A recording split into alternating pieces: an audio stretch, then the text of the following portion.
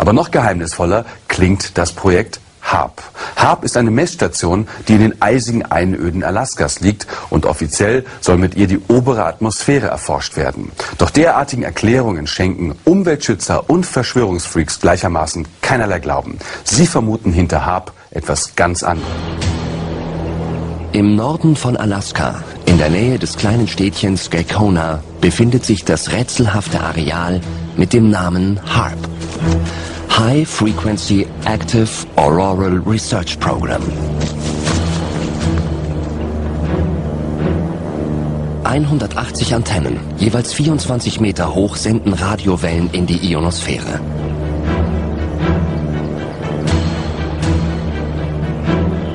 Einer dieser Wissenschaftler, die sich mit der Ionosphäre befassen, ist der Plasmaphysiker Bernard Eastlund.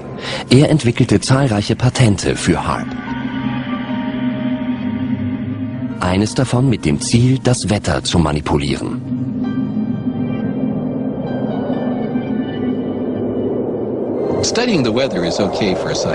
Das Wetter zu erforschen ist für einen seriösen Wissenschaftler okay.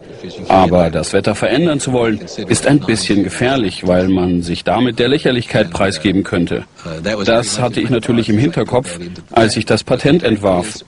Aber ich hielt das Ganze für eine Chance, um das Wetter besser erforschen zu können. Vielleicht könnte es zukünftig einmal wichtig für die Menschheit sein, das Wetter verändern zu können. Mit HAARP verfügen die Amerikaner also möglicherweise über die Technologie, das Wetter zu beeinflussen. Doch niemand weiß, ob sie tatsächlich angewandt wird. Kritische Wissenschaftler und Verschwörungstheoretiker sehen jedoch einen klaren Zusammenhang zwischen den Naturkatastrophen der letzten Jahre und den HAARP-Antennen.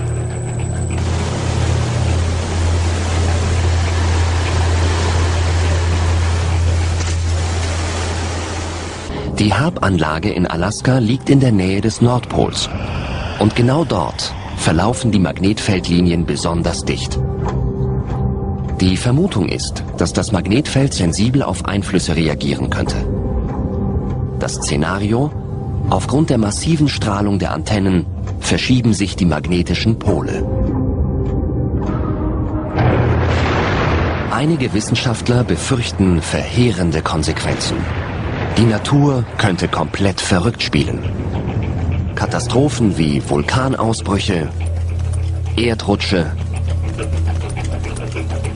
und Erdbeben würden massiv zunehmen.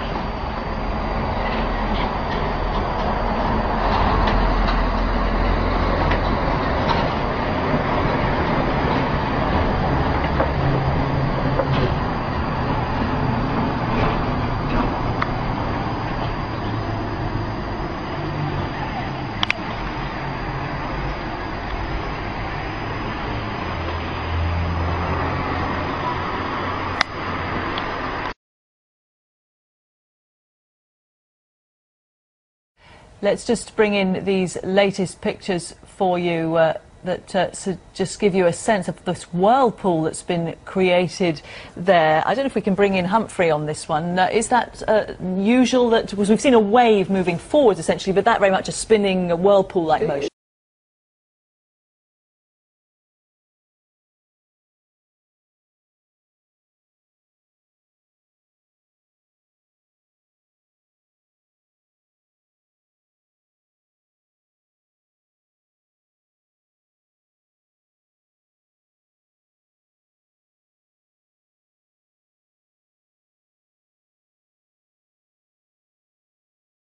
Yes, I mean, without knowing the details of that, it's obviously hit something or some other force of current that has created it. And again, what we're seeing time and again with these pictures is the sheer force of how what looks like a placid Pacific Ocean, almost out of a tourist brochure, going along, and that is incredible force. Then it hits the land, and it goes from seawater to sludge. And we saw it in the earlier pictures there, picking up houses, picking up trucks, picking up ships, and simply flinging them around as if they were toys. And here, I think, what you've got is some dreadful whirlpool that is a vortex that's sucking everything that it meets into itself. But what we're seeing here, these are the pictures that we didn't see in 2004, 2005. These are the pictures that in Indonesia, the Philippines, the tiny island of Tuvalu in the middle of the Pacific that is threatened anyway through global warming. And now the Red Cross is warning that the waves of this tsunami, as it goes over that island, could be higher than the island itself.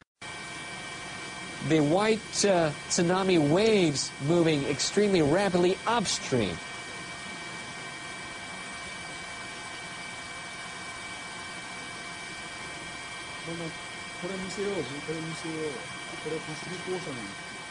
You're seeing live coverage of a tsunami moving upstream in Miyagi Prefecture in Sendai City from the Pacific Ocean, engulfing a large part of the area. The Pacific Tsunami Warning Center has issued a tsunami warning not just for this area, but for Russia, Marcus Island, the Northern Marianas, Guam, Wake Island, and Taiwan. For those of you near the coast or living in the coastal areas, please do move to cars, trucks. You can see some of the tsunami, and it looks like some fire breaking out in the Sendai area after the tsunami has hit. Major earthquake that was revised to magnitude 8.4. One of the largest earthquakes ever to hit Japan.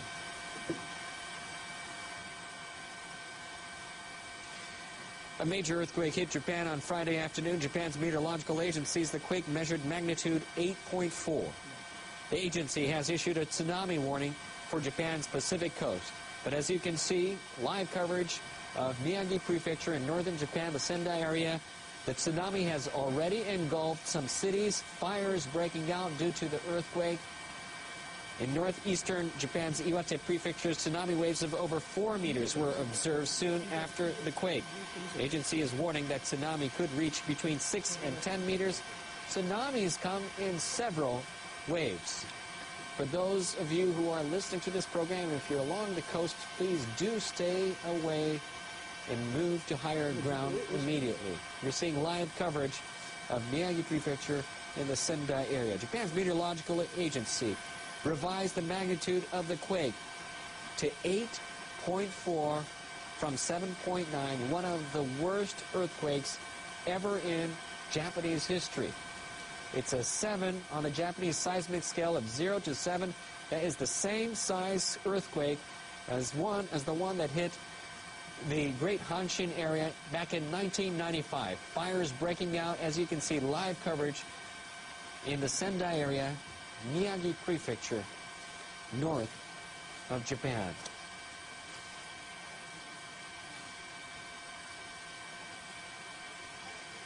For those of you who have just tuned in to NHK World, a major earthquake hit Japan Friday afternoon about an hour and 10 minutes ago. Japan's meteorological agency says the quake measured magnitude 8.4. It has revised it upwards to 8.4. The agency has issued a tsunami warning for Japan's Pacific coast. In northeastern Japan's Iwate Prefecture, tsunami waves of over 4 meters were observed soon after the quake. The agency is warning that the tsunami could reach between 6 and 10 meters. We're getting reports of several buildings on fire. We do not know in regards to the exact amount of damage at this time, but we are soon to get a report from Japan's meteorological agency. They're setting up to find out the extent of the damage. All transportation systems in Tokyo as well as northern Japan has been stopped. Airports closed in Tokyo, Haneda, as well as Narita Airport. A great earthquake has hit Japan. Magnitude 8.4 in northern Japan. Agency has been warning a tsunami ever since the quake, and tsunami has hit the Miyagi Sendai area as our live helicopter camera crew are up covering and showing you exactly what is going on at this time. Homes. We do not know the extent of damage or the number of casualties at this time. Obviously, the situation is extremely fluid, things changing on a minute-by-minute basis.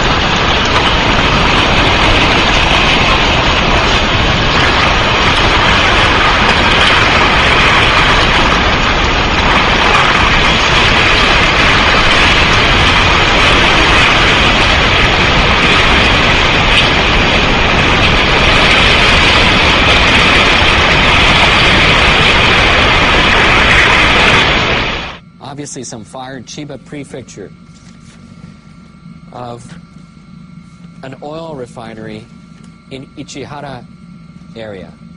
This is live coverage of an oil refinery where not just black smoke, but you can see an inferno, fire breaking out on an oil refinery in Chiba Prefecture north of Tokyo.